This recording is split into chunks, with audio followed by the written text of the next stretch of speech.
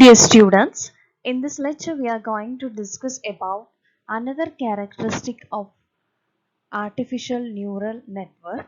In your previous lecture we already discussed one of the characteristic like activation function, and today we are going to discuss about network topology in artificial neural networks. Network topology. You know what is a topology, or what is the idea behind network topology in computer networks? We already studied about the different topological arrangements of network nodes. So today we are going to discuss the topology that can be used in neural networks. Although there are countless forms of network architecture, they can be differentiated by three key characteristics: the number of layers, whether information in the network is allowed to travel backward, the number of nodes within each layer of the network. So the basic task of this particular topology is it determines the complexity of tasks that can be learned by the network. Generally, larger and more complex networks are capable of identifying more subtle patterns. So the idea behind this network topology is this topology of the network determines the complexity of the tasks that can be learned by the network, and three characteristics are there for determining the network architecture. They are the number of layers. The number of layers in the network is one concern. Then whether the information in the network is allowed to travel backward, that is backward flow of data is possible or not. Then the number of nodes in each layer of the network. Larger networks are capable of identifying very good patterns. Here you can see the image of a network topology. Here in this diagram you can see that from the data store, input data is taken. Three input data are there: x1, x2, x3. So in the case of this neural network, this layer is termed as the input layer, where the input nodes are residing. Here we are having three nodes in the input layer. So this input nodes is termed as one layer in the corresponding artificial neural network, and it can be termed as the input layer. Then after that input layer, we are having one output node that is termed, specified by the letter Y. So our output node is our output layer. Here you can see that x1 is combined with w1, then x2 is assigned with a weight W2, and X3 is assigned with a weight W3.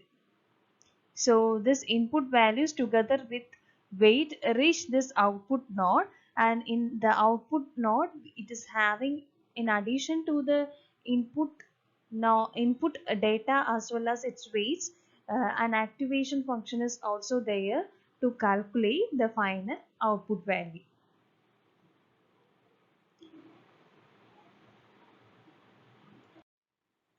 A set of neurons called input nodes receive unprocessed signals directly from the input data.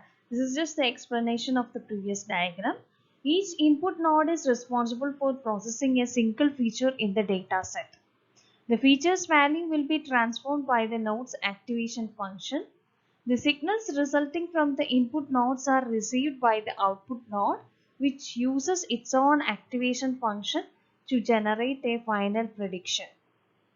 Here from the output node Y, a particular line is moving outward with a letter P, that is termed as our output of the corresponding node. The input and output nodes are arranged in groups known as layers. Because the input nodes process the incoming data exactly as it is received, the network has only one set of connection weights W1, W2 and W3, and therefore it is termed as a single layer network. So in the previous diagram, I already mentioned that x1, x2, x3 are the input nodes. So these three nodes x1, x2, x3 are in the same layer and it is termed as the input layer of the corresponding network. Then after that, one node is there, that is y. So that y is termed as our output node.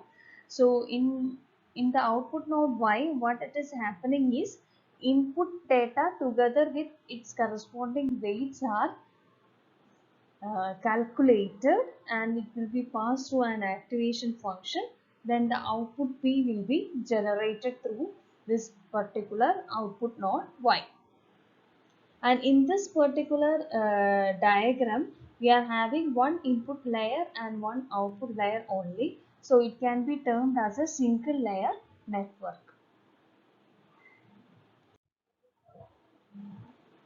Then the number of layers is another important point which is to be considered. The input and output nodes are arranged in groups known as layers. A single layer network, it means that the network is having only one set of connection weights. A single input layer as well as single output layer is there. The input nodes process the incoming data exactly as received. Single layer networks can be used for basic pattern classification.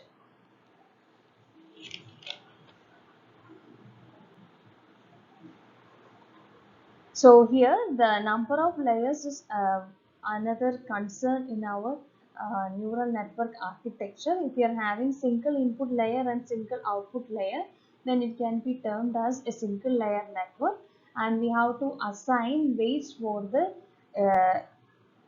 inputs in the input layer.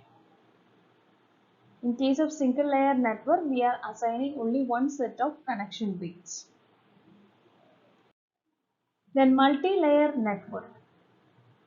Multi-layer network adds one or more hidden layers that process the signals from input nodes prior to reaching the output node.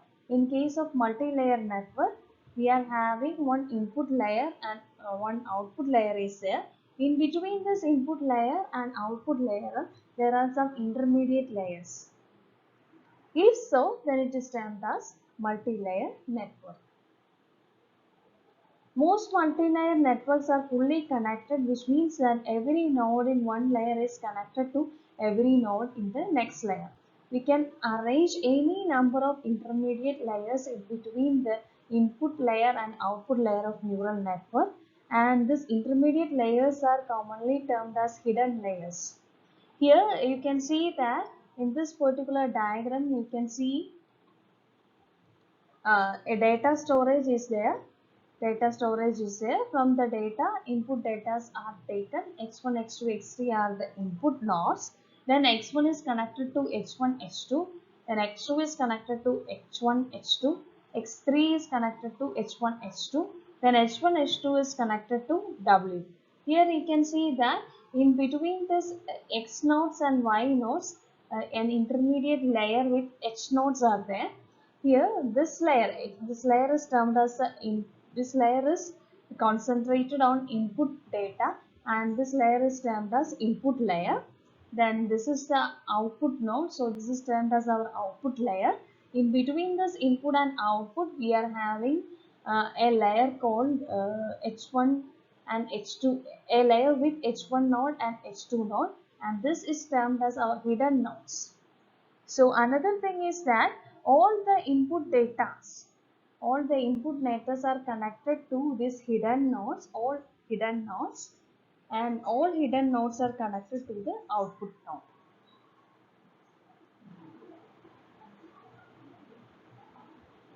Hope you understood the idea behind multi-layer network. So just remember that in case of multi-layer network, we are having some intermediary layers between the input layer and output layer. And another important point is that all the nodes are fully connected with other layers. Then another important characteristic which is related to network topology is the direction of information travel. Networks in which input signal is fed continuously in one direction. In most of the networks, input data can be traversed through a single direction from connection to connection until reaching the output layer are called feed-forward networks. If the data is flowing only in forward direction, then such a type of networks are termed as feed-forward network because the data can move in one direction only. The number of levels and nodes at each level can be varied. In case of the feed-forward networks, the number of levels and nodes which are present in each level can be varied. Multiple outcomes can be modeled simultaneously. We can model multiple outcomes. Multiple hidden layers can be applied. So we can also arrange multiple hidden layers in the case of feed-forward networks. Here you can see some diagrams. In the first diagram, you can see this is our input layer, then this is our hidden layer, and this is our output layer. You can see in the previous diagrams we are having multiple inputs and we are having a single output node. But in case of this feed-forward networks, multiple outcomes are also possible. That is why two outputs nodes are here. Two outputs nodes are there in the output layer. That is an important point in case of this multi-layer network. Multiple outputs are possible in case of this feed-forward multi-layer networks. And if you are looking at this particular diagram, you can see that we are having multiple nodes in the input layer, then one hidden layer with 3 nodes, another hidden layer with 3 nodes, and a single output node. Here we are having multiple hidden layers are there. In the previous diagram we are having a single hidden layer. Here we are having two hidden layers. And in the previous diagram we are having two output nodes. Here we are having only one output node. Hope you understood the difference between these two diagrams. A recurrent network or feedback network allows signals to travel in both directions using loops. Then another type of network is recurrent network or feedback network. In this type of networks, data can travel both directions. That is, it can be moved forward as well as it can be moved backward. Allows extremely complex patterns to be learned. This type of networks can be used for learning complex patterns. This includes the capability to understand sequence of events over a period of time. This can be used for understanding uh, the event sequence. This could be used for stock market prediction, speech comprehension, or weather forecasting. And this is our diagram. Here you can see that x1, x2, x3 are the input nodes. A hidden layer is there which is mentioned by the node h1 and h2, and our output node y is present in our output layer. Here in this diagram you can see some things are looped. Here this is loop, that means this type of networks are allowed for backward flow of data. In our previous diagram this type of arrows are not present. Here it means that it is a feedback network which allows data can be traversed backward also.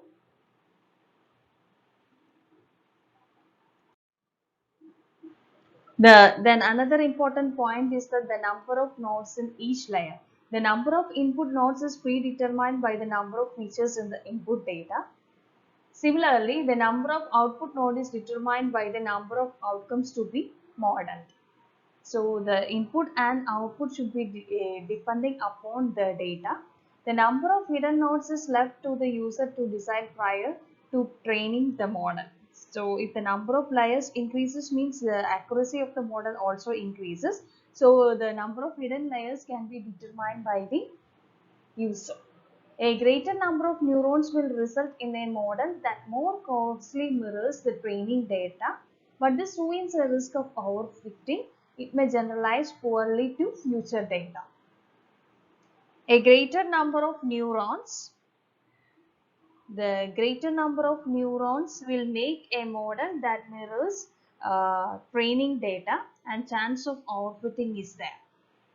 Large neural networks can also be computationally expensive and slow to train. So large neural networks are expensive and very slow to train. Best practice is to use the fewest nodes that result in adequate performance in a validation set. So best practice is to use a neural network with fewer number of nodes, which results good performance in validation dataset. Hope you understood the basics of network topology in neural networks. Thank you.